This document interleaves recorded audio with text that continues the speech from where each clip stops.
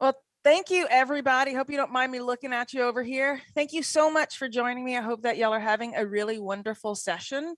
I didn't know if I'd be able to see the audience, so now that I can, so what's the general profile here? Can you raise your hand if you are a systems engineer? Everybody, huh? Except for the masked dude. And what do you do? Do you do, I wonder if I'll be able to hear. Do you do development? Operations, cool. Very nice. All right. So, well, thank you everybody for joining my session, DBA tools for systems engineers and accidental DBAs. My name is Chrissy LeMaire. I am a dual Microsoft MVP awarded for my work in both SQL Server and PowerShell, and I'm also a GitHub star. And I'm also the former DBA at NATO Special Ops headquarters. Now do a lot of security work, and I use PowerShell to secure machines and automate all of that. But whenever I was at NATO Special Ops, as I built out all of my SQL servers, I actually kept in mind that whenever I left, I probably wouldn't be backfilled by a DBA, but rather a systems engineer. And that's exactly what happened. And this presentation is actually based off of the documentation that I left for the systems engineer, Joe Warren. I met him at PSConf.eu, which was really cool. And then we ended up working together. And I was very proud that when he received the docs, he actually said, "Oh my God, this is overwhelming." And that was a source of pride because usually you're left without any documentation. And then you have to figure out everything for yourself. So based off of this, I wanted to give my buddy a really great jump start with SQL Server, and wanted to give that to you all as well. We have a book about DBA tools coming out soon. Finally, it's going to be released on June 7th. This book has been in the works since January 2019. We're very excited about it. Just got it typeset, and to actually see it, it looks like a real book. We are super pumped. And if you haven't bought the book and you're interested, this code has worked for years. It's BLDBA Tools 50, and this will get you 50% off of your purchase. You get at dbatools.io/book is the short link. I love short links. There's going to be a lot of short links throughout this presentation. So I am on Twitter. You can follow me. I talk about PowerShell and SQL Server. I am at CL. If you have any questions that you forget to ask during this session or after the session, you can hit me up there. DBA Tools is also on Twitter at PSDBA Tools. The poor guy that has the at DBA Tools handle gets pinged all the time. He hasn't been around since like 2012, but DBA Tools is on Twitter, and there we also mostly retweet about PowerShell and SQL Server. So today I'm going to be talking about PowerShell, about DBA tools, and who in the room has used DBA tools or is familiar with DBA tools? Not that many. Okay, so DBA tools, it's the community module for SQL Server. Microsoft has one. I don't really love it. It has limited functionality, and I find that it's a bit rigid. With DBA tools, we have a bunch of combo commands that are really impressive. Processes that used to take 2 months of planning are just done in mere seconds now, or actually minutes. There are now 225 contributors to our repo. There's a huge community to actually help support the tool set. So if you go to dbatools.io/Slack, join the DBA tools channel, you can get tech support there, which is pretty cool. We have about 1.5 million downloads on the PowerShell gallery. So it's a pretty popular tool set, and it's very thoroughly tested by both Pester within our repository and also by the community as well. So when it comes to support, it's very important for me to support older versions of things. And that's because we may want to work with cutting edge stuff. We may want to work with PowerShell version 7, but it's just not possible in our environment. So I tried to go back as far as reasonable. With PowerShell 3, it's fun to program for, unlike PowerShell 2, which was a lot more restrictive. And it works all the way back to Windows 7, which is nice. And then I think that's Windows Server 2008. Also, we support all the way back to SQL Server 2000, and that is because Microsoft makes it possible with their SQL Server API called SMO, or SQL Management Objects. So as long as they're supporting it, we're supporting it as well. We always test on the newest versions. We do support some Azure and also SQL on Linux, which is just phenomenal in the feature parity with SQL on Windows. When it comes to like running DBA tools against that server, you can run it from Windows, Linux, Mac OS, Docker, Raspberry Pi, Apple M1, and that's because PowerShell is available on all of these platforms, and also SMO is available as well. That's the core version that's available on Raspberry Pi, Apple, Docker, Linux, etc. In addition, you don't have to have Enterprise Edition. That's the super expensive one.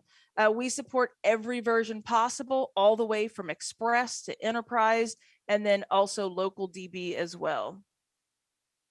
We support clustered and standalone instances. As systems engineers, I would hope that you're probably not supporting clustered instances, but if you are, then we program for those as well. And we also support Windows SQL and Azure authentication.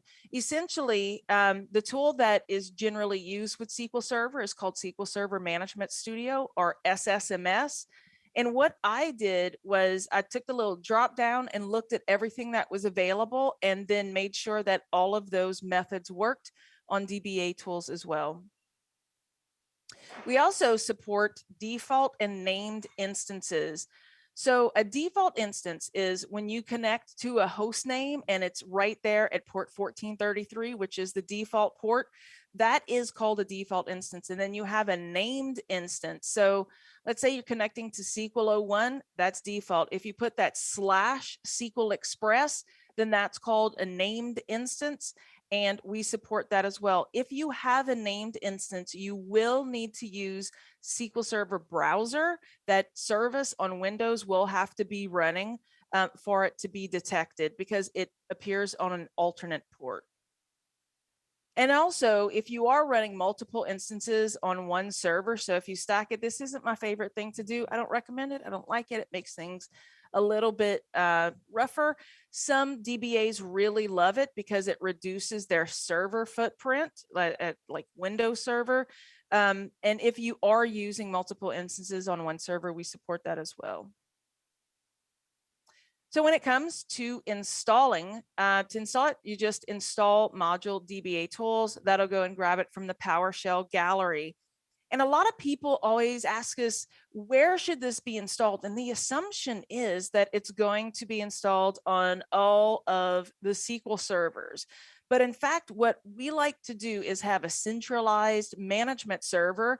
You put SQL Server Management Studio on there, you put DBA tools on there, and then from there, you remote out to others. There is an exception. If you are running a SQL agent job, that's like the task scheduler of SQL Server. If you're running that, then you will want to make sure that DBA tools is installed for all users, and that way the service account can actually access DBA tools.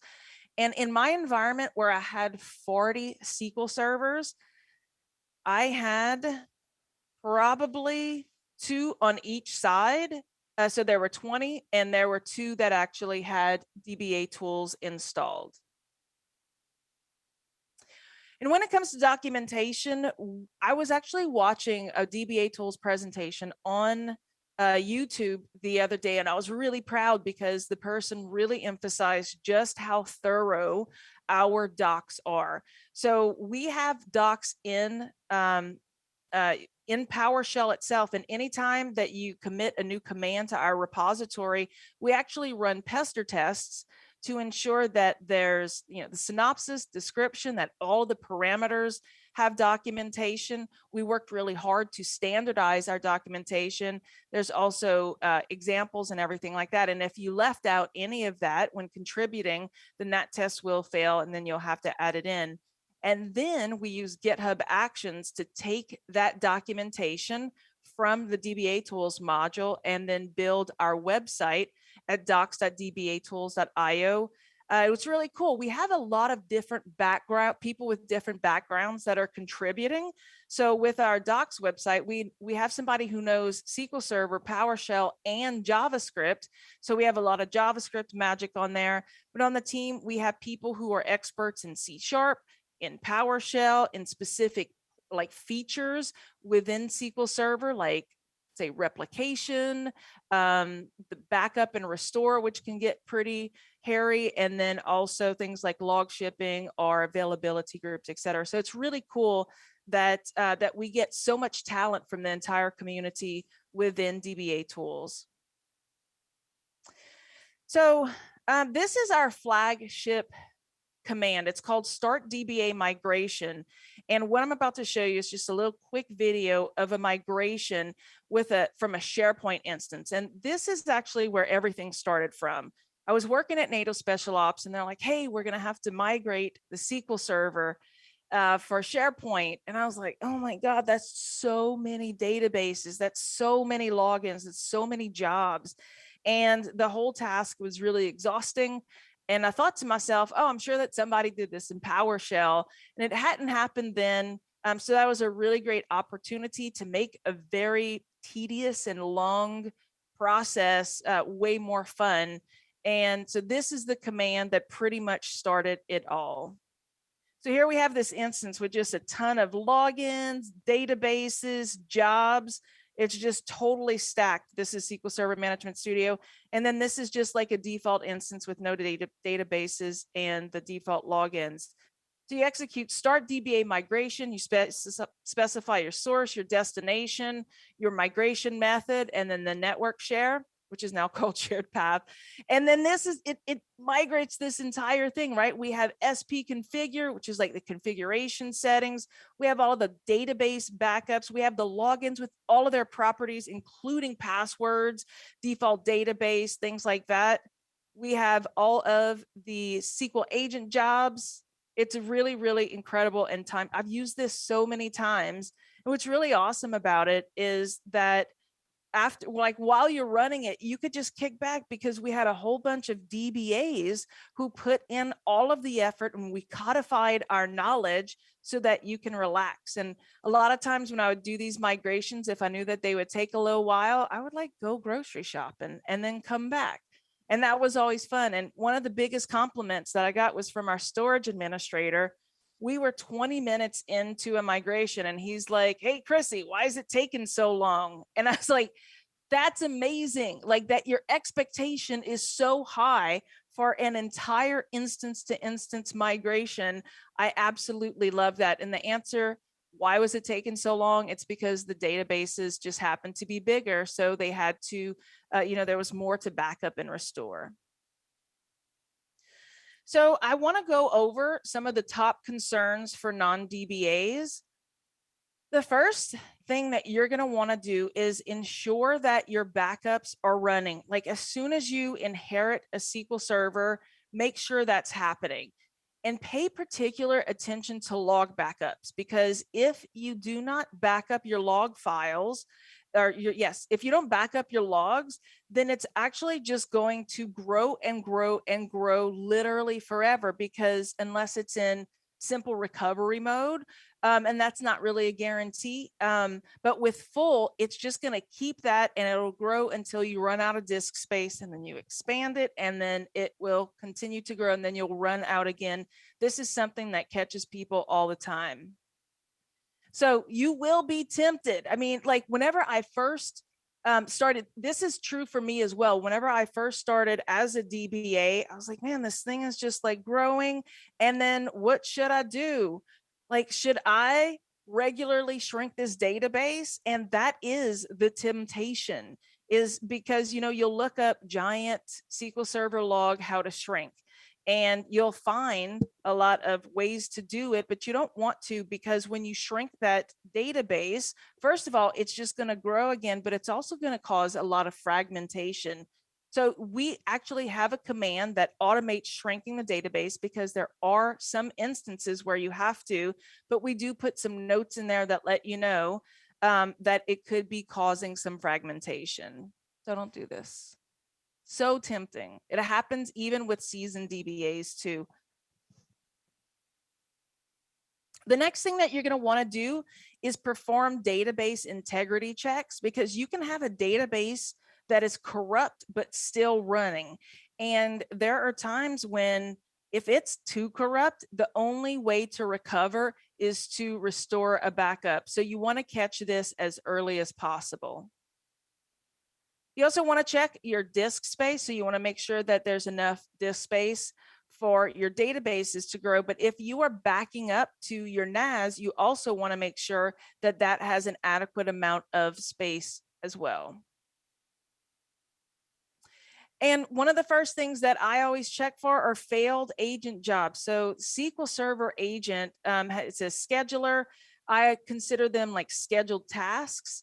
And you want to make sure that when you inherit something, like if you inherit something and it's already failing, then you can manage those expectations. If you check it months later, you don't know if it started failing on your watch, and then you have to figure out how to reverse engineer it. So that's something that I always check to make sure. And there are some times where I have inherited a machine and there were failed jobs, but it's expected to fail because the application changed, but the job wasn't made aware of it. And so from there, I don't delete the jobs, but I do disable them so that they just stop reporting as failed. And what's really cool, you might be tempted to make changes to a database because somebody's like, hey, I really need you to add something to the table. But I use this all the time. Making changes to vendor data to vendor databases, something like SharePoint, or what's the other gigantic Microsoft System Center. Like, making changes to things like that can actually invalidate your warranty or your support contract. So you're going to want to make sure that you don't make those changes. And if somebody pushes you to, this is a very good reason to give them pushback. So I do want to go over some tips for organizations without on-prem DBAs, and I'm going to make some assumptions, right? The assumption is that you're working probably for a smaller organization. And even if your organization isn't small, like your department is, whatever the SQL Server is supporting, also, I'm going to assume that you have a high recovery time objective, or RTO. This is the amount of time that you're given if there's like a severe outage for you to come back to normal. Whenever I was in previous places that I've worked at, I've thought that it was pretty amazing that we had a 24 to 36 hour RTO. So they gave me plenty of time to make a lot of fixes. And I could even rebuild an entire SQL server and then just restore everything from there. And then also, I do assume a high recovery point objective, or RPO. And this is how short you're given, how short of a span of time you're given to actually lose data. So whenever I set up my backups, it's every 15 minutes that I do it. So, but I have, even though like that's what I set, the organization was like, oh, we could lose 1 day of data. That's rare. But if you don't have a DBA, then that's also kind of expected. Another thing, when it comes to SQL Server high availability, I find that it often takes a lot of babysitting. You have to be constantly involved in it. And what I suggest is just use whatever your organization is using for HA. So in previous places, we would use VMware SRM, and that would back up Exchange. It would back up the SharePoint servers. And if it's good enough for those servers, then it is good enough for your SQL servers if you do not have an on-prem DBA. The other thing, and I've kind of changed my position on this a little bit, is when it comes to transparent data encryption, it can introduce a lot of complexities. It can make your backups unrestorable if you don't have your master key. So I do recommend against this, and then in its place, actually recommend doing your encryption at the storage level. So things like Dell storage and NetApp have their encrypted storage. BitLocker will do as well, so you can rely on that. Also, you might be tempted when it comes to HA, to use what the organization is using, but there is not a single SQL Server DBA that I'm aware of that recommends any third-party database backups. I have to push back against this all the time. Veritas, Commvault, Veeam, they can really mess up your database chains and you can end up losing data. The best database backups are built in, and Microsoft backups are really considered the best of class. So don't do this either. Also, Ola Hallengren's maintenance solution, I do recommend this because all you have to do, it's a script that you download, it's open source, it's built by this person who works for a bank. Ola Hallengren's scripts works for databases that are as small as 10 megs or as big as 10 terabytes. And these are I recommend this, and pretty much everybody else does as well. Ola Hallengren's maintenance solution will perform backups, full diffs, and logs.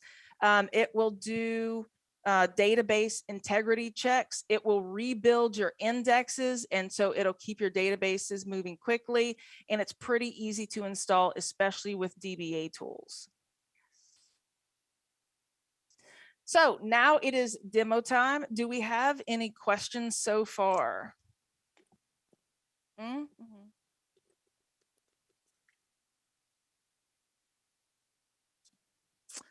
Will I be mentioning DBA checks?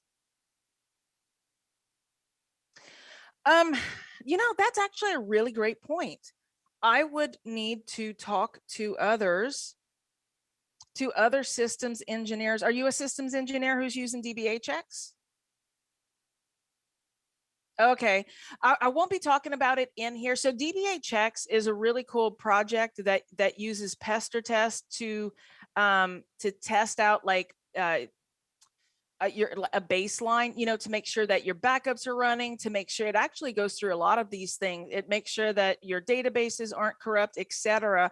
And I actually haven't considered it for systems engineers, but that is something that I'm going to consider. And after talking to some people, see if it does belong within this presentation. Thank you.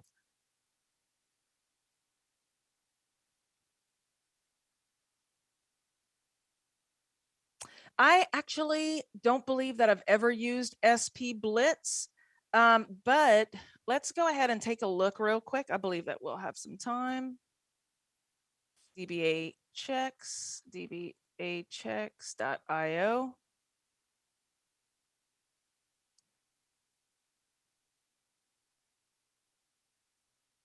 Here we're just telling you how to install it. These are the things that it does. You definitely won't be able to see this. Trying to look for, we used to have, so it does come with a nice little dashboard so you can see how many of your things are failing.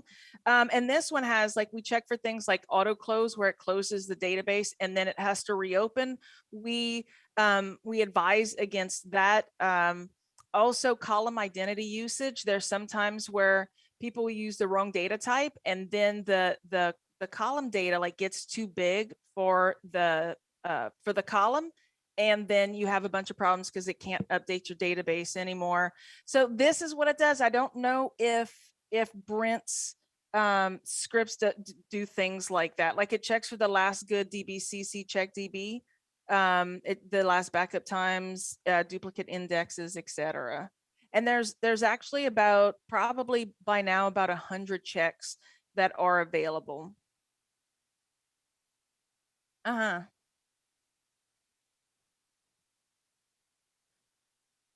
So now what I'm going to do, can everybody see this? And would it make it easier? Let's see, that's too big. Trying to make it as big for everyone. Is this good for everyone? And or would it be better? Let me change this to the color theme. Uh let's see, just light default. Oh, wow, that's nice. Is this better for everyone? No? All right, let me go back to 1984 and bolded. That's my favorite. So I do start out every script with a break at the top in case I accidentally hit this button instead of that one. But anytime that I join an organization, I follow a number of steps. And actually, whenever I created the table of contents for DBA tools in a month of lunches, I literally followed the path of what it's like whenever I first start at the organization. So the first thing that I'm going to cover is finding SQL Server instances, because I've never actually been at an organization where they accurately report the instances that are on the network. There's always a bunch that somebody accidentally installs and then it's not getting backed up, or that log is growing. So it's really important to find your instances. I'm going to show you how to connect to it. Also, like I talked about before, checking your backups, checking your disk space, performing your backups, checking for corruption, installing Ola Hallengren's maintenance scripts. Also, something that is super awesome, we have one command that will export all of your settings for DR. So for me, I do still manage some SQL servers, and anytime before I make changes, I'll just run this export command. And I feel like really safe and reassured that if I, let's say, accidentally or intentionally drop a login and then realize that I have to put it back, I have all of those scripts available. I'll show you how to look for failed jobs. We'll check a few settings that are important that often get overlooked. We'll also see what SQL components are installed, because a lot of times, I know whenever I first started installing SQL Server, I'm like, oh my God, all of this is available. Let me just install everything. And this was torture whenever we got audited, that I actually had to justify each of those features that were installed, and I had to uninstall stuff and then not know. I had to do my best guess to see if it was actually in use. So one of my recommendations is only install what you need. Also, we are going to discover the SQL Server service accounts that actually runs the service. Updating SQL Server. So many systems engineers love this. Instead of actually manually patching your SQL servers, you can just use PowerShell, and it even works remotely. It's really cool. It does pattern matching that you could just point at a directory. It's awesome. We're also going to do a migration. And then the last thing is just something called lagniappe. This means extra in Cajun French. So we'll just do a little extra at the end. So first, let's look around SQL Server Management Studio. This is free. You can download it. Let me see. I think that this is the biggest it gets. I apologize. Yeah, it's already in presenter mode. Yeah, I really wish that I could hit Control Plus, but it's built on top of Visual Studio. And so you can't really Control Plus. Yeah. All right. So how many of you have actually opened up and looked around SQL Server Management Studio? And awesome. Okay, cool. Fantastic. That means that you're all pretty familiar with this. I'll go over it just real quick anyway. What's really nice about, I love it. I use it all the time, even though I created DBA tools, even though I love PowerShell. There are some times where I'm just like, oh, it's so much easier to go in. And whenever I was making all of the migration commands, I literally like went through here and, like click here. Oh, I can do the logins. I still haven't done the server roles. I don't know what, I think that for some reason it was very challenging. But like credentials, audits, etc. That's really cool that everybody here has actually been in here. So you're familiar with the agent jobs and things like this. And right now I'm connecting to a Docker instance. I did create some Docker containers, and I made them available to the community. It's really easy to install, and I even have a tutorial that I'll show you later on.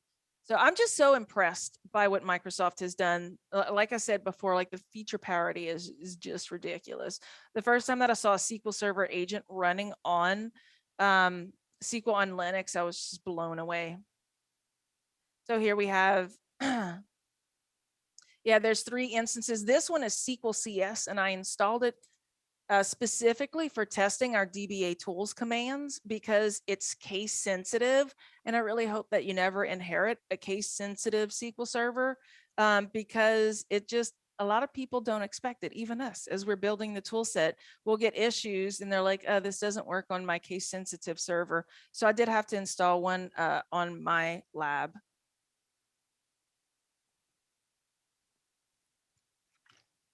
And this is my lab if you're interested. I recently got tired of VMware hating on community hardware. I like to run shuttles because they're light and they are they don't make a lot of noise and they're actually super energy efficient, which is especially helpful in Europe where energy costs are just like super high. But I have a little infra here. I'll make this bigger. It's really cool. The learning curve for Proxmox is a bit high, but once I was finally able to get everything stable, it has been super cool. It has backups built in, which is really nice. I never got that from my VMware setup. But yeah, so I have these 2 are clustered, and then I do have it going all the way back to SQL 2000 because we do have end users that are still using it and still do report issues if we forgot to accommodate for SQL 2000. We try our best. We don't, there's not 100% coverage, but we do try it if it's like low hanging fruit. All right, so we looked around SQL Server Management Studio. By the way, this Object Explorer details is really nice. Some people forget about it. So if you go here to view and then Object Explorer details, if you need to like drop a bunch of databases, it makes it easy. And if you don't have DBAtools makes it super easy, but this makes it second to easiest, this Object Explorer details view. All right, so the first thing, we're going to find some unknown instances, and we're going to use find DBA instance. This was created by Frederick Weinman. Fred is awesome. He presents a lot at the summit. Super brilliant guy. And I actually asked him to build this. It is extremely, it's a very intense command. What happened is whenever I would start at a company, I would go in and I would run 5 separate tools. I would run one from Dell, Quest, Microsoft. There's all these different ones that do like, they have some coverage, but in order to get 100% coverage in the past, you had to run all of these different applications. And so what we did was we took all of those methods and put it into one command called find DBA instance. So what I'm going to do here is I'm going to have it probe Mac Mini, SQL CS, and SQL 2000. I'm going to use select star so that, because by default, it shows you a limited amount of information, but I want to show you some more for this presentation. And we're going to pipe it to outgrid view. We're going to use some little, I love that, the progress bars. You know what I love about progress bars? I always like call over the customer and it just like, it looks so flashy, especially when you're using Pester. And it's just like, it's awesome. It's impressive. So now it's going through SQL WMI. It's looking up SPNs. So it's reaching out to Active Directory. It probes TCP port 1433. It does some like UDP broadcasts. It's extremely intense. It will take a long time to run, which is why I just ran it. You can run it against an IP range, which is usually what I do, but it takes about 10 seconds per server. So just, or per IP. So just keep that in mind, or per host even. But it's really cool. You could pipe in things from get AD objects. So I thought that was awesome. So here you could see the results. It did find a SQL server on each of these. The Mac Mini is actually running 2 SQL Server instances, but it didn't probe all of TCP. It just hit port 1433. And then we could see here, this SQL CS, it was able to log in and then grab, it could actually see the services that are running here. So it really got deep in there. And you can see like sometimes we have like high confidence, medium confidence. You could put in a SQL credential for it to actually try to log in and connect to it. It's a very powerful command, but again, it could take a long time. So the next thing that we're going to do is connect. And you probably won't use the connect command unless you're probably just like trying to see if you can get access to a SQL server. So this is connect DBA instance. All of our commands are standardized, so you can pass them SQL instance, SQL credential, and then the ones that connect using remoting, that is computer name. So now we're going to connect to SQL 2000 and SQL CS. And let me close this here. Clear, and then I'm gonna try again. So this is cool. You can see that we connected. It gives you a little bit of information, tells you who you're logged in as, and then you can do select star and get way more information. Like SMO is super powerful. As a matter of fact, I'd like to show you just how powerful it is. Hopefully this won't take too long, but I was really impressed by, if you do actually, let's do a get member. Type that to get member. This is how this is really what, Control C. This is really what inspired me to start using PowerShell, is when I saw how many things were available. Like you can get the root directory. Usually you have to log in, I think, and get it from the registry. And it's just like, it's such a pain. But what's really cool, it has all of these properties, and then also just a ton of methods that you can work with. And initially, it was overwhelming, but then I also saw the power to it, and then just kind of took it step by step. And now this is just one of, I love APIs, and this is one of my favorite APIs in the world. It's just super cool. All right, the next thing that we're going to do is use a SQL credential.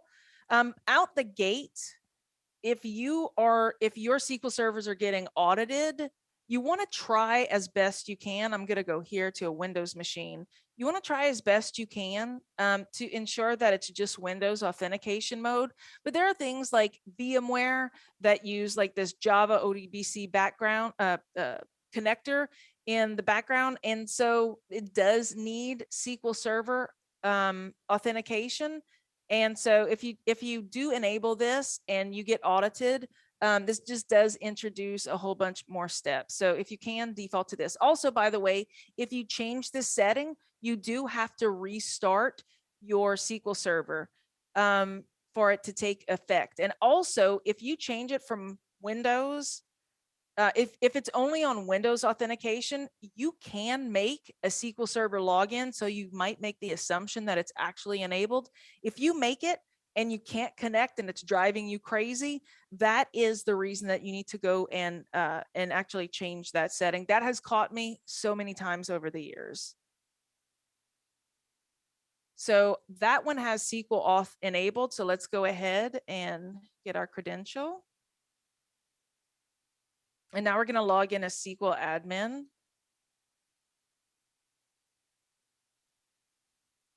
I'm going to put in dbatools.io as the password. And I'm going to try to connect. Oh no, login failed. This happens all the time. I'm given a SQL server and they're like, here's the IP, here's where it backs up its databases. And I can log into the Windows server, but I can't actually log into the SQL server. And we created a command that will actually add the credential, and it does everything for you. It's really cool. I just followed Microsoft's process where you log in and then you stop the service, you start it in single user. It's like 57 steps, but now it's just one command. So let's go ahead and add that login. So because it does have to restart the SQL server, we do prompt. So it says, stop SQL CS to restart in single user mode. Yes. So we got some little toolbars. Now we're gonna start it again.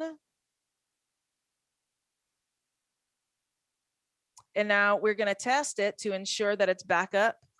Nice. And then we're going to actually add the login. And there's so many steps. We're going to enable mixed mode authentication. That's also what that was called. So there's Windows auth and then there's mixed mode. And because we passed a SQL login, it does need to be in mixed mode. And then now we're going to actually enable it, because sometimes if you try to log in, maybe you were actually, it was a valid username, a valid password, but the account was disabled. So this just goes through and does it as cleanly as possible. It just takes care of like all of the potential reasons. It also is going to add SQL admin to the sysadmin role. And now it's restarting. And we're going to log in to get that account information. And there it is. So it has added the user and or reset the password. Before, let's see, I created on 116. So it was just, so this one did do a password reset. So sorry. Go back up.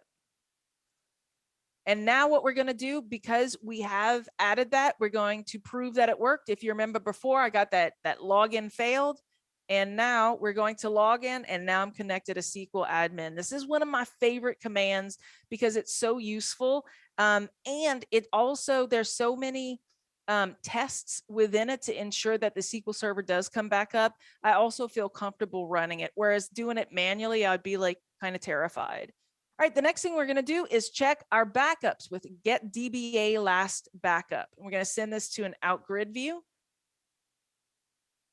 Sometimes this happens in the background. This is actually what it looks like when you have an external backup source that's going in and messing up your chains. Sometimes it's a problem, sometimes it's not. So here we could see that we've had a last full backup, but no log backups. So model and worldwide importers might actually, and actually AdventureWorks too, these will just keep growing and growing. So this is a problem SQL instance so far. And it'll tell you the status so that we just kind of interpret it for you and then make it straightforward. So yeah, this would be problematic that this database was created 946 days ago and it just has never been backed up. So if your backups are missing, you could check your disk space. And what I like about this command is even if you aren't using SQL Server, I really like this command just in general. I wish that it would be available in PowerShell in general. So we could see that we have 81% free. That is plenty of space for us to perform our backups. And then also, let's see, I'm not too sure why I did two, maybe just to show. Oh, these have more, that's why. This is a clustered instance, woo.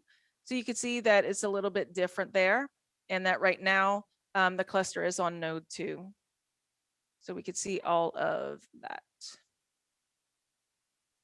So now that we know that we have enough space, let's hurry up and back up the database. I encourage you to either set compression as default. In the SQL Server, you can use either dbatools or you can use SQL Server Management Studio. And compression is awesome because it is faster. There's a very small hit on your CPU, but for the most part, you don't even notice it. This is just better in all of the different ways. So I'm not just going to go through and back up everything. You could just sit back and relax and be like, oh, thank God, now I have backups. Although you are backing up to the same disk. So before we ran get DBA last backup, and there were a whole bunch of things that are missing. You know what else I want to do? I want to, some of them had log backups that needed to be created. So let's do type log and back up those as well so that this is going to come out as nice as possible. So I saw some warnings there. Let's see. Oh, it's in simple recovery mode. So simple doesn't need to be backed up that way. So now we're going to get our last backup. And we could see, you know what? I'm going to pipe this to out grid view. Damn it. All right.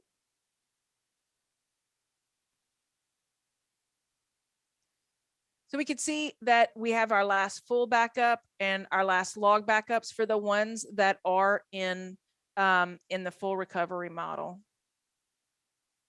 Ignore this because I forgot why it's not good. Let's clear that. So I have to answer for it. All right, so the next thing is we are going to check our last good check DB. This is to ensure that there's no corruption. And then I'm going to pipe that to out grid view.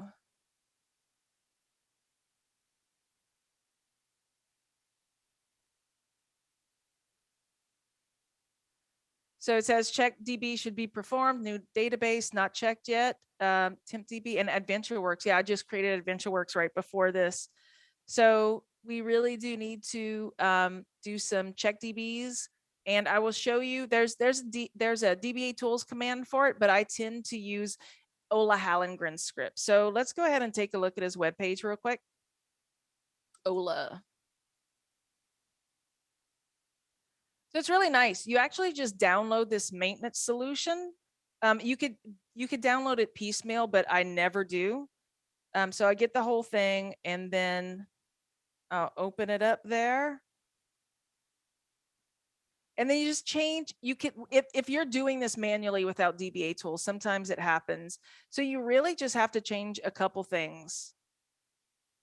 Create jobs. So this is going to put it on a schedule.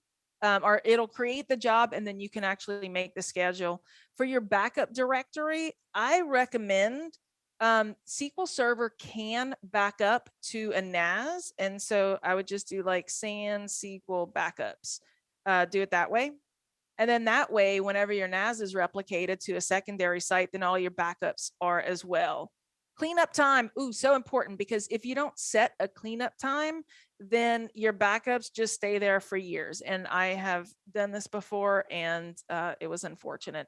So let's just say 720 hours and output file. So each time that it runs the jobs, it will output a file to a directory. And so I just keep that default log to table. I never care, but if y'all do, you could say yes. And then that's all you have to do. And then you execute the scripts and you're set. You could do more. You don't have to. As a systems engineer, just do that. All right, so this instead, we are going to use DBA tools. It says talk about the importance of logs and scheduling and permissions. So the permissions, that's / sans SQL backups, the agent job has to have permission, or sorry, the agent engine or agent service account. Let me see what I'm running as. So services.msc. Let's see if I can make this bigger. No, sorry, everyone. So we're going to hit S, go down. So this is running as AD SQL Server. So it's actually the agent.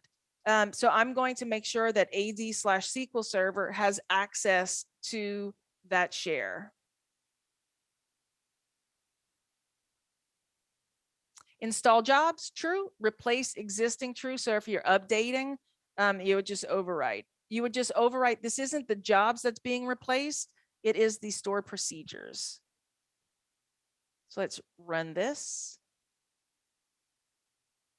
So it went and it downloaded it and then it cached a copy. If you are in an offline environment, you can also download that SQL file and then just point to that file. So now let's go log into the SQL CS and take a look at a couple things. First, I installed it in the master database. That's where it goes by default. It doesn't hurt. Some DBAs do like to install it in MSDB. MSDB is where it keeps like all of the job information. That is a valid place. So is master. So let's go ahead and look at programmability and stored procedures. So these are the stored procedures that that this installs. I never look at these. I just trust that Ola Hallengren's stuff, he knows what he's doing way better than I do. So I just execute them.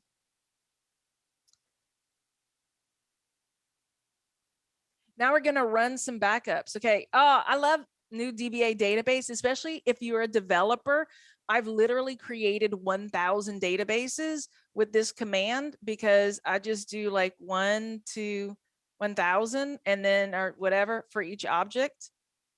I think I did this wrong. Let's see. I don't know. Yeah, there we go. And then for each object, and it'll create those. By default, I tried to make sure that our commands were as convenient as possible. So the only thing that you have to pass is the instance name, and it'll just generate a database name for you. So there we go. We have a new database called random. And then next, now that we have that new database that needs to be backed up, we're going to use get DBA agent job. We're going to pipe that to grid view. We're going to select one of the jobs and then start it. And instead of it just like coming back immediately and being asynchronous, we're going to wait for it. So if you're not familiar with grid view pass through, I love it. It's one of my favorite things. Totally recommend it. It allows you, it enables this OK button down at the bottom. So let's select. I want to run some full, I'm gonna do full for our user database. And now it's going to wait as it backs up my user databases. Cool, sweet, it succeeded. So that was very nice. So these are the agent jobs. Sorry, I should have highlighted this earlier. These are the agent jobs that are created. Now, they are created, but they're not scheduled. So you're going to want to create a staggered schedule.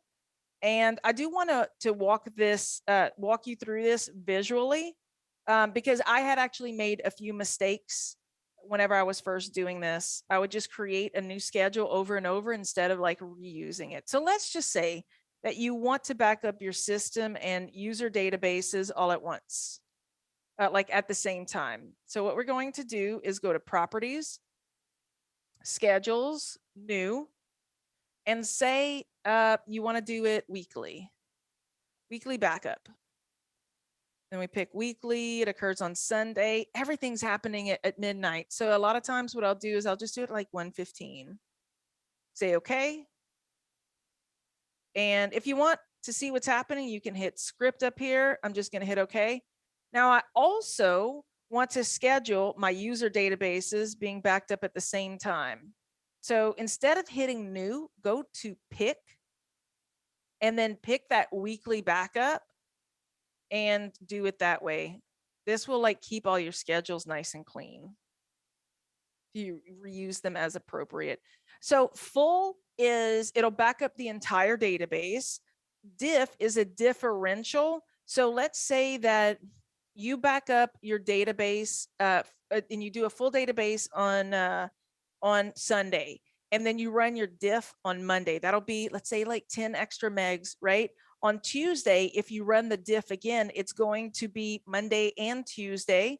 So that's going to be like 20 megs, and it'll just keep growing over time until you run that full again, and then the diff will come back down. So what I tend to do is it really depends on the machine. If they're tiny databases, I'll back them up with a full every day. I'll skip diffs. If they're larger, like a SharePoint farm, then I'll do full once a week, diff each night, and then logs every 15 minutes. The integrity checks are pretty intense. And as well as the index optimization, this can really put some strain on your storage. So what you want to do is, a lot of times, like I'll do my integrity checks at Saturday at 3 a.m.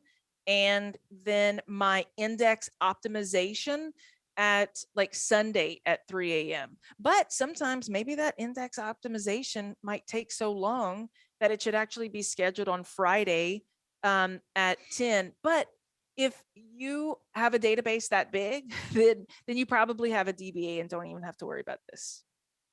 But this is just very essential of a process to make sure you have your backups, your integrity checks, and your index optimization. All right, so we backed it up, and now I'm going to invoke item, and we'll actually take a look at the backups. So it opens it up here. So we could see I've backed up some other instances, and here's SQL CS. This is by default what the backup path looks like. You know, you have the database name, and then once you go in, it'll be full and diff. And I didn't run a log yet, so let me go ahead and manually execute the log so that we could see this happening. I could also use DBA tools to like find and execute it. You could find it by name and then pipe it to start. And then now whenever we go back, there should be, there it is. So we have the log. And what's really awesome about DBA tools is you can literally point it at this AdventureWorks directory. It'll go inside each of these and figure out the most recent full, the most recent diff, and the most recent log, and it will restore all of that for you. And that is so impressive. That was done by Stuart Moore. I absolutely love the work that he's done with backup and restore. It's like genius and fun and easy to work with. And as a matter of fact, what you could do is you could do a get child item, exclude master, probably MSDB. Yeah, you could keep that. And then you can restore an entire instance just by doing get child item, you know, where name, not master, and then pipe that to restore DBA database, and the whole thing is back. Like after I made the initial command that did this, it felt so relaxing, because before you really had to put a lot of work into, you know, like putting those chains back together yourself. And this just makes it so easy. And it really showed the SQL Server community the power of PowerShell. It was one of the first like just stand out features that we were all like, oh, this is so nice that we don't have to like try to use like force T-SQL to do this for us. It's just so natural with PowerShell. All right, so if you're curious, let's see. Yeah, we could specify the job this way. One moment, sorry. Okay. So we could specify the job this way, and I'll just execute it from here. This is without a wait. Oh, and then we'll do get DBA running job. I don't know if I have a bit, I don't have a fast enough. I don't have a big enough database to get that running job. I love this. You can actually pipe in, like if you have a collection, even in a text file, you would do get content, pipe it to get DBA running job, and you can find all of the jobs that are currently running throughout your entire estate. I used to use this all of the time. So we could see, dang it, okay, it'll be just too fast. But yeah, that is something that's really, really cool. It'll actually look exactly like this. It'll return back a full SMO object of the agent job. All right, go schedule, then disable the oh yeah. So I went schedule the jobs, and now I need to disable VSS. So VSS, it is what Veritas and Veeam and all of those what service .msc no SQL VSS is what Veritas and Veeam and all of those use to actually like go in from the back and like do a quick little backup. So this is one of the first things that I do. What's probably happening, and the reason that my chain is messed up and you saw that yellow warning, is because Proxmox does back up my SQL server. So what I want to do is stop and disable this, and I could do it right here. But what we're going to do is just use PowerShell, get service, display name, set service stopped, and then disable it. Oh, that's SQL CS, oops. So that is something that I do encourage. Test DBA last backup is awesome, because so many times you hear people saying, oh, you need to test your backups. It should really be world restore day, not world backup day. And what's really incredible about test DBA last backup is that it will go through and it will grab your last full diff and log. It'll put that together. It'll actually restore it to your SQL server, and it'll change the name, and it'll change the underlying file name. So there's never going to be a clash. And then it actually performs an integrity check. And then once everything passes, then it drops it. So it's really awesome. Let's see this in action. This was really cool. I was able to show what you can do is you can actually pipe this to write DBA, DB table data. You can write it to a SQL table and then use that to prove to your auditors that you are testing your backups. I just love it. So we could see it skipped the master restore because you actually can't, it's interesting, even if you rename it, you can't restore it. But so far, all of my backups are really good. You can see, how long it takes, the backup dates, the actual files that are used. So you can see that these are using it from the disk and these are using it from the SAN. So this is just such a really, really cool command that really simplifies a very, very tedious process. Next up, this is one of the ones I was talking about for DR. This command, export DBA instance, wraps like 20 underlying commands, and it just does everything for you. So let's go here, temp DR. Let me make sure that temp DR, temp DR. Okay, nothing there. Recurse. Nope. Okay, sweet. It's empty. All right, so we're going to export there. So that's the configuration, SP configure. You might have heard about it. The registered servers. It doesn't actually back up your databases and put it in here. What it does is it backs up the T-SQL that you can just execute to restore all of your databases. We got some replication in the mix. It actually exports the user objects and the system databases. Ooh, oh, that was nice. Yeah, somebody added that the other day that they exported the OLEDB providers. It exports all of your jobs. So let's go ahead and look at this. Oh God. Oh, okay. Whew. Oh my God, I totally thought that I was just about to like restore the entire instance. I used to do that for one of my DR sessions. I was like, I don't recommend doing this, but look what could happen. So I would like build this whole instance. I would destroy everything on it, and then I would put it all back. But this allows you to see for the databases, the type of T-SQL that comes out of it, that it'll do the LDF, like the it'll do, the logs and the master and the MDF and all of that. And the directory, invoke item C temp DR. I guess it was over there anyway. So this is what it looks like. It automatically does this rename unless you specify the path. And then here's all the T-SQL that you could just use to restore everything. It didn't take that long. I just always run this before making any changes to or any significant changes to a SQL Server database server.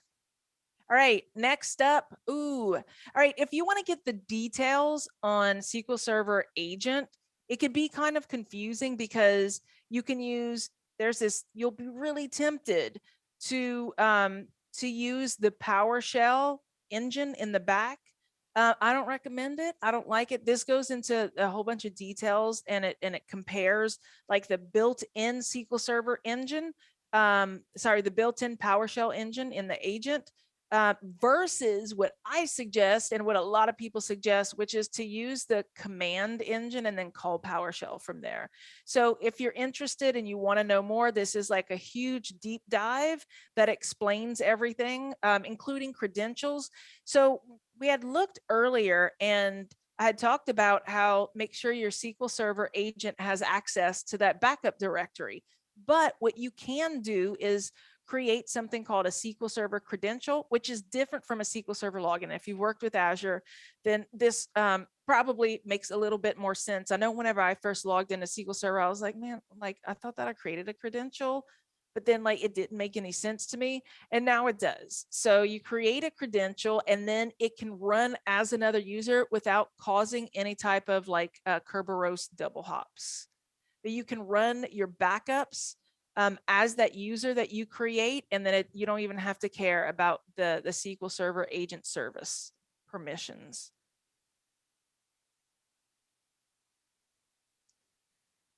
All right, so now we're going to look for some failed jobs. So we're going to find DBA agent jobs. get the failed ones, and then get the job history of that failed one. Cool. So here I have a job called Big Broke and the step name is bad syntax, and I just put some bad syntax in there. But it's really cool that you can actually see why and when the SQL Server job started breaking.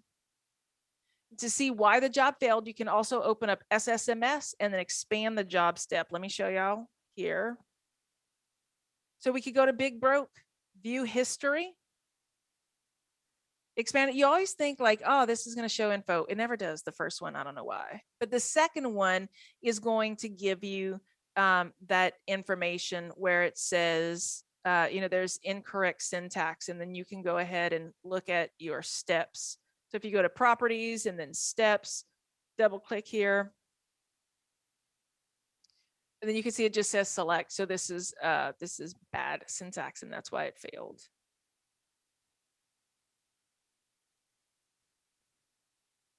All right, this is cool. So we test the max memory, and then we have a formula that will automatically determine how much memory you should set it to. So let's say you have a SQL Server, like out the gate, SQL Server is going to take everything that it possibly can. It's up to 2 terabytes, I believe. And this is something that anytime that I've inherited a SQL Server, it's always had its RAM maxed out. That suffocates the OS and it reduces performance. And then there was this guy named Jonathan Quinones, and he wrote a blog post, and then we took that blog post and his little formula and we translated it into PowerShell, and now you could just see. So this is the SQL instance workstation. That's for the max memory. So this is just a SQL setting. Oh no, why is it failing? I'll do SQL CS. Oh, I know why.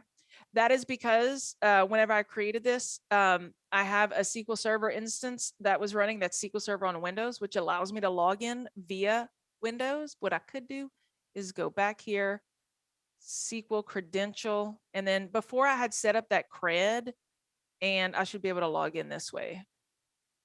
Let's see. Maybe not.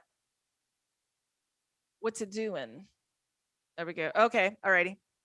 Oh, that's what it is. Okay, so what happens is it actually logs in, and then it tries to see how many instances you're running, because if you have multiple instances on one server, then it's going to reduce the amount that's recommended for the server, for the instance that you are that you're addressing. The reason that I couldn't get the accurate SQL Server instance count is because I'm not running as admin, and this particular command, and this is localhost, this particular command uses SQL WMI.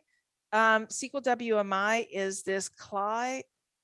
So if you do CLI, CONFG, nope, that's not the one. But you get this prompt. Aliases are cool, by the way. I don't think that we'll cover it here, but if you go to computer management, this is a general FYI. You go here to SQL Server Configuration Manager.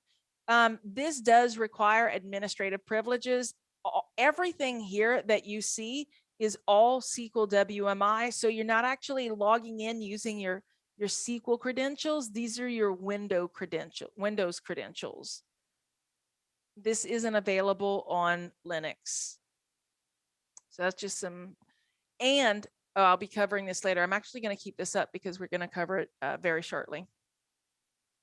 Right now we have test DBA. Oh, the power plan is also something that's important.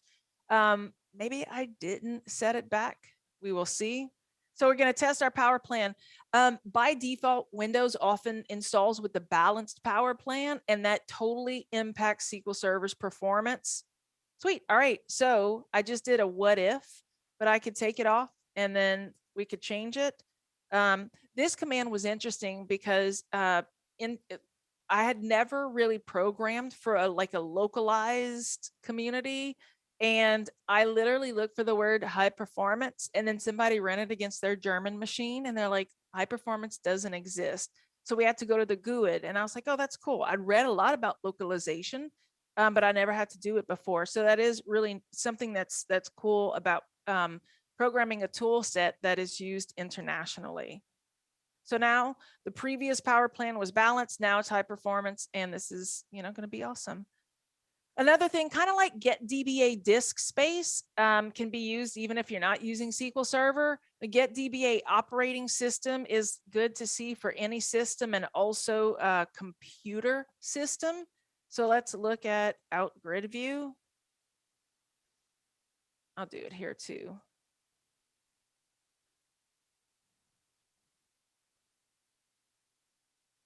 So this will get you some detailed information. And imagine just like piping in literally from Active Directory in here, and it'll go in and grab all of the stuff for you and get you this information.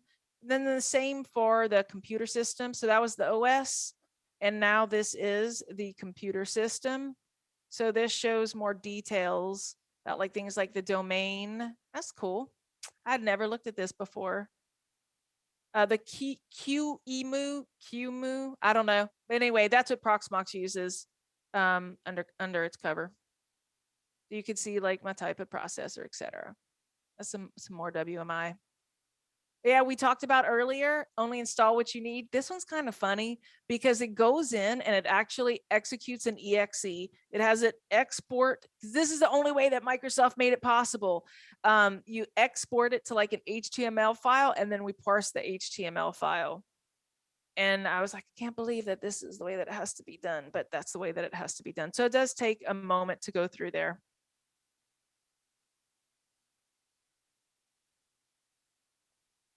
All right, so let's see what's installed on SQL CS.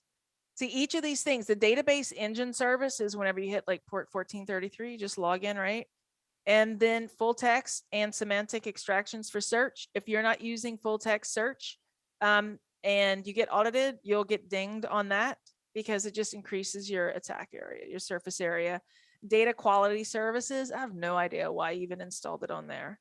Maybe I was just interested that day. All right, next up is get DBA service. It's super cool. This will log in and get all of your services that are SQL related, but not SQL VSS. Maybe we should add it. So now this is going to go, you can see that computer name, and that's different from the SQL instance. And a lot of times, if it's computer name, we will be using WMI. So we can see that like this is useful. And it's also pretty fast. This is what I want to tell you about. Okay, so that was like just the that was an overview, but let's get some details about it. If you need this in the future, let you know the binary path, the description, etc. So this is just kind of like if you click on, if you double click on there. All right, so another thing as a systems engineer, somebody might tell you, oh, this is running as local system. You need to change the service account for SQL Server, and then you'll be tempted. And you'll be like, all right, I'll just go here. I'll double click here. I'll go to login and I'm gonna change it here. Do not do this. And the reason is because when you change it here, there's a whole bunch of stuff that is left out that is actually done much better using SQL Server's tool. So if you remember, we were here, we went to computer management, and then you expand. You could probably also potentially go to start and then do the configuration manager from there. But a lot of times my computer doesn't find it. But it always finds this. So, all right, you're going to want to change it here. And what this will do is it will change the permissions in addition to the username and password and actually restarting your service. It will also change permissions on the file system that are required. And I believe it'll actually also change some things in the registry that needs to align as well. But there's one thing that it doesn't change, which is really important. If you are encrypting your network connections, and let's go see what that looks like. So you double click on protocols. I think you go to properties. Yeah. So if you set force encryption to yes, and then you have a certificate like this, like SQL Server, then You hit apply and you go here to flags. This is how you would set encryption. I've been really impressed by the forced encryption. Everything pretty much has supported it except for maybe some random Java from like the 90s, but it's pretty seamless. So this is how you would do it. Now, when you change your service account, it doesn't change the permissions on the certificate. And this will literally stop your SQL Server from even starting up. But, okay, if you use DBA tools, we do all of that for you, right? So let me go ahead and so we do a get DBA service. We specify the instance. So the default instance is called MS SQL Server. And then here we're going to be changing the service account for agent. We're going to use update DBA service account and give it a username. And then we will set it to verbose so we could see what's happening. Look at all of that we doing. Well, that we're just resolving. But we could see that we found it. This is all in the SQL Server. Yeah, we have this DBA CM object, which is like a computer object that we work with. That was actually done by Fred as well.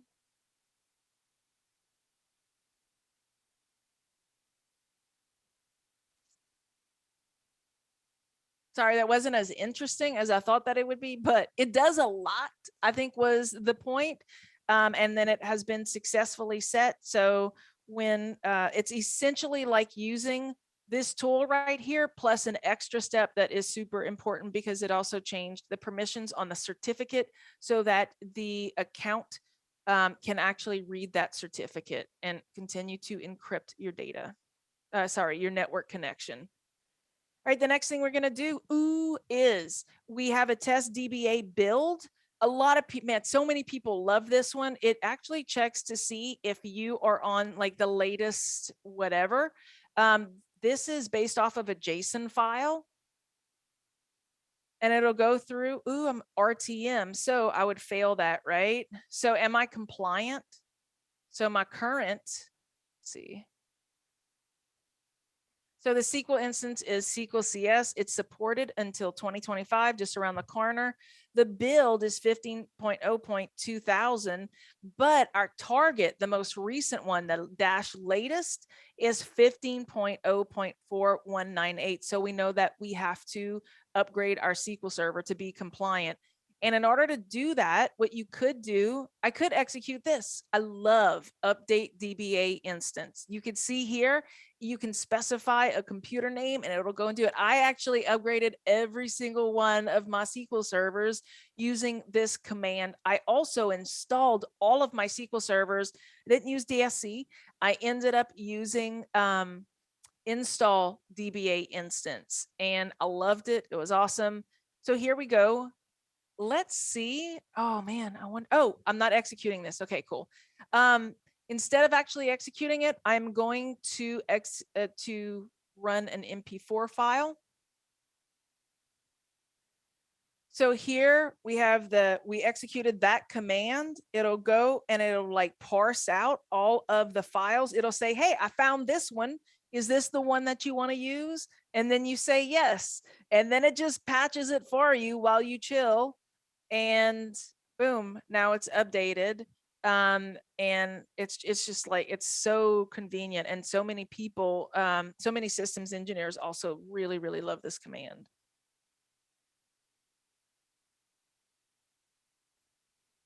Next, perform the database and accompanying login migration. Sometimes you don't want to migrate that entire instance, right? We do have piecemeal copy commands. In this case, what I will do is I will copy, let's see, I think I set up AdventureWorks. Yeah. So this is copy DBA database. We'll set the source, which is SQL CS. The destination is SQL cluster database, backup restore.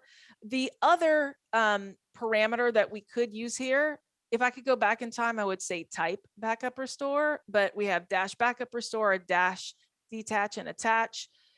So a detach will actually detach the database, copy it over, and then reattach it on the remote one. This does cause more downtime because you're copying these giant files instead of these nicely compressed backup files. So you do have to make sure with this shared path that both of the SQL Server service accounts on each server has access to this path. You run this copy DBA database. This will do everything for you, right? So it copies over the database, but then also whenever you perform a backup and restore, let me do a force. When you perform a backup and restore, you lose a couple, like 3 properties in the database. And what copy DBA database does is it puts those properties back. So there we go. It's backing it up. Or you could say use last backup, and you won't even have to, it'll get your last full diffs and logs. And the same for the logins. So logins, this was heaven sent. Like the first time that I did it, I was like, man, this is just, it's so much better. Microsoft used to have this very incomplete solution called SP Help Rev Login. And with PowerShell, we do use pieces of that stored procedure to do so you can never actually see the password. It's hashed, but it'll copy over everything. So if we go to security and we look at the logins, like there's so much more to a login than just the name, right? If you, by the way, if somebody's like, oh my God, can you please add a SQL login? There was a SQL login called Potato on the first server. Can you please create one on the second? If you create a login called Potato on the second server and you haven't migrated it using PowerShell, that underlying SID is going to change and you're going to have an orphaned login. So that isn't a good way to actually do it. But what's really cool is that there's so many things that are associated with an account outside. Let me use one of these. Outside of just the username and password, you have this enforced password policy, mapping to credential, setting your default database and language, all of these server roles, all of this like user mapping, these securables. And so we take care of all of that with copy DBA login. This is just a huge relief for SQL Server DBAs. Now we're going to do some lanyap. It looks like we got about 8 minutes left. I'm just going to quickly go over this. If you want to explore SQL Server, but you don't want to mess up your machine and install, like a whole instance, you can use Docker containers. I created this. It used to be a blog post, and then I moved it to GitHub discussions because I totally boned the site. But it ended up being a good place. There's a whole bunch of stuff that you could copy and paste that makes it incredibly easy. Look at this. Like so we have a Docker container that comes with all of the Ola Hallengren stuff. It comes with Northwinds and Pubs, which are like these old sample databases. And then I created like an old school backup device because nobody uses those. And I added a couple things that make it a fun and useful SQL Server instance to migrate to the second instance. And you can kind of learn that way. So I show you here that you just copy and paste this.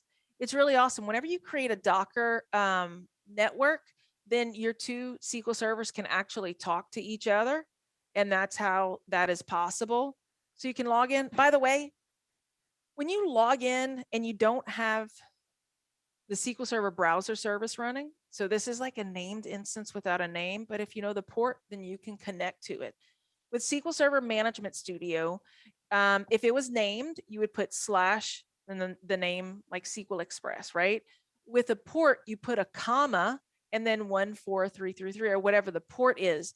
But as you know, with PowerShell, a comma means something different, right? It would interpret that as server 1, server 2. So what we do is we do support it if you put it in quotes and you say like localhost comma 14333. But if you don't want to mess with quotes, you can actually just do localhost : 14333. We'll say, oh, they're using a colon. Let's replace this with the comma. And so we kind of make it convenient for you there. This sets up availability groups if you want to play. I never want to play with availability groups. Some people do. You could do exports, so you could test all of that out. This is a lot of the stuff that we saw before. And it just keeps your machine clean. You can mess up one and then just like restart it, and it's totally, it's going to come up with a clean slate. So I do have that if you are, if you're interested. Also, if you have like more than one SQL server and you want to use registered servers, they are super nice. So you go here And you have these local server groups. Oh, that was awesome. I forgot you could do that. So if you go to properties, then you see the server name and you can name it whatever you want. You set your authentication. Look, we support all of that. So cool. You could do like the SQL admin, dbatools.io, and you could do like that. And then once you have this, you can even actually use DBA tools to import from a CSV file. And yeah, so imagine if there's just like a ton of these, right? It's a really great like centralized inventory kind of place. And then you could use DBA tools. So let's go ahead and look at our registered servers. So I have our first container instance. And what's really awesome is whenever you do this under the hood, it actually keeps your logins. And so you don't have to, you don't have to set a SQL credential. So let's do get DBA data. Oh, wait, no, get reg server. And then pipe that to get DBA database. I wonder if I did that. So it notice that I didn't put in that SQL credential, but these are Docker containers and they require a SQL credential, but that is stored in the registered server. And that's just like, it's so useful. You can also just like, you could pipe it in if you want a specific one, you could just call it out by name and boom, it connected to that instance. Oh, if you are, I love tools, options, like whenever you go to like system preferences and there's like things to change, DBA tools actually has that. We have get DBA tools config and set. This is more of Fred's magic. We have a whole, look at all of these settings. This is just like so cool. This really gives you more control. You can even control like what your dates look like and how they're formatted. So if you're from another country, it's not America, you can format your dates differently. You can even like do stuff with the size. So our size is really cool. It's like a class, and it'll show like megabytes, gigabytes, etc. But they have all of this, like your logging. Oh, we have such cool logging. It's like real professional. That was one of my favorite things ever. Was whenever I was like, wow, this looks like a real vendor did it. So here, yeah, I love this. Okay, so a detached database is a database that you detach and then it just sits there on the disk, right? You didn't delete it. You just you unregistered it, right? So let's go ahead and do that. We have like 3 minutes. All right. So I just created a bunch of databases. How awesome is this? By the way, I created a bunch of databases and then I detached a bunch of databases. We have a command called find DBA orphan file. And what you can do is actually find all your orphan files. A lot of people are like, man, there's SQL Server's taking up so much space, but my database is only 3 gigs.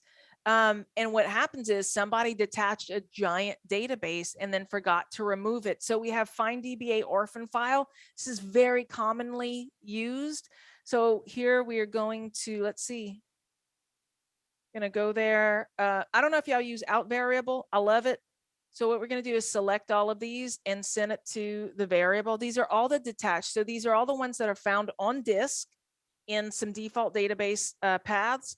But they aren't actually registered with the SQL Server. So we're assuming we don't need them anymore. So let's go ahead and delete them. So I'm going to put all of that in that out variable, right, called del. So then I'm going to remove item. And then now I'm going to do del get child item. Oh, not found because it removed it. Sweet. Fast as heck. Super cool. CSVs, we're all right, I got like 1 minute. I'll go real quick. I mean, this is lanyap. This is just some extra stuff that you might like because we kind of, a lot of times we're told like, hey, can you put a CSV in a database? What if you could put like a whole directory full of CSVs in the database? You can using get child item. You pipe that to import DBA CSV, and then you set the database name. You say auto create table. It'll get the table name from the CSV file. One of these is going to fail intentionally because I intentionally didn't format it right, and I wanted to show that we're very smart about the way that we process it. So you would actually need to specify the appropriate delimiter. But you could see here that you created this table. These how many rows are copied. This is how much time was elapsed. And then here's to show that it actually worked. And we could see that I started doing this a long time ago because at the time, EchoSmith Cool Kids was in style.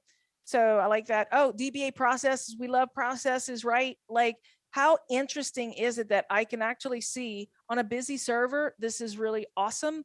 You can see like the last query, you can see like what's going on. So it's kind of like top in Unix. If you use that, it's kind of like task control, task manager. That what it is? Yeah, task manager. We also have firewall commands, and then got here, show them TDE. TDE is awesome. I don't have time to show you today. However, I do want to show you one final command that's awesome. So let's see. This is encrypting the entire system. It's really awesome. It does everything. There's like a 57-step process to encryption, and you don't even have to worry about it anymore. This will do it all for you. Now, all of the databases are encrypted except the system. And we have a thing called get DBA file where you can actually explore the remote system. And we could see that the file name, there are some backups there because when I encrypt this entire instance, this master key secure password and backup secure password are required. You have to back up your keys and your certs in order for this command to work. It's just an all-in-one. It's another combo kill that I'm super proud of. And that is all the time that I have today. Is there anyone with any questions? So we have new DB. You know what? I'm going to use this screen right here. Clear. Everybody see this? All right. We have some awesome commands for this. New DBA computer certificate. You can actually even use DBA tools to go to all of your computers and see which certificates are expiring. So what you would do here is you would say computer name. I have SQL 01 and SQL 02. And then I don't need to set the credential because I can log in. I don't need to set that because it'll figure it out. The cluster instance name is SQL cluster. So that'll create like the DNS for it. But if I want to, I can actually set all of this. Let's see, SQL cluster.ad.local. So this will actually create a computer certificate that is valid for SQL Server on the remote systems. Hopefully it works. I haven't tested it on a cluster in a long time, but there was like no way for me to easily do this without just running certrec in the back. But yeah, check that out. So now that I have this, I actually should have output the variable to a variable. But let's see, get DBA computer DBA computer certificate. Yeah, SQL instance. Nope. Computer name. There we go. SQL 01. And you know what? It's on SQL 02 right now. So these shows you all the candidates. Let's select the last. Let's see. Where name match SQL. Select first one. Okay. And then what I'm going to do is pipe this to set DBA network certificate because like I had to name it that way. I'm so sorry. That's just the name.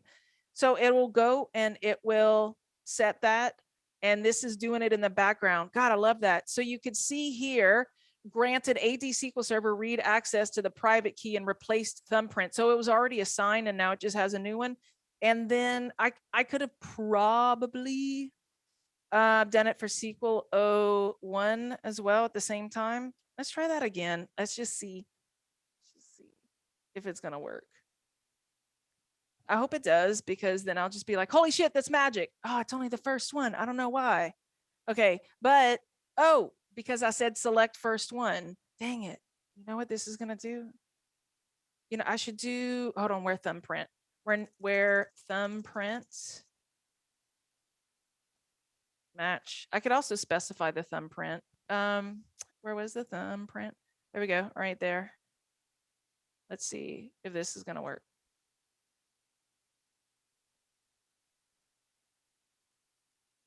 Come on, do it. Yes, awesome. Thank you for the question, because this is bomb as hell. This is so nice. So yes, we do support that. We do support that clustered instance. We can make your system like super secure with certificates at the network level, certificates in the actual database. It does like master, and then it goes and encrypts your databases as well, your users, user databases. And yeah, so there's a whole bunch of certificate commands. This is how I explore DBA tools. Get command module DBA tools, and then I'll be like cert, and then look at that.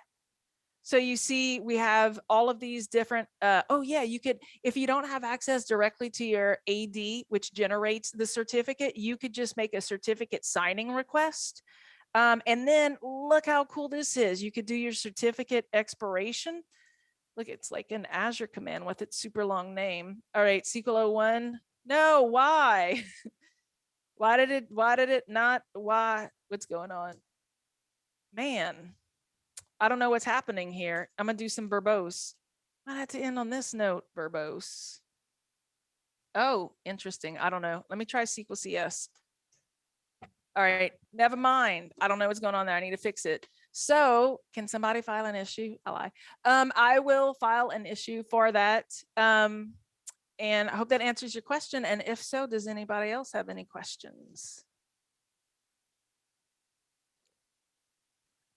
Did y'all find this useful as systems engineers?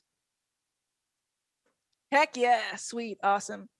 Well, thank you all so much for joining. It has been a blast. This is one of my favorite sessions. I mean, this is like the second time I did a practice round for a user group, but it really means a lot to me because I am a systems engineer. And I am very excited to show y'all just how powerful DBA tools is. It's like this perfect mixture of PowerShell. It's my two favorite things. So thank you so much for coming to my presentation, and I'm really glad that y'all found it useful.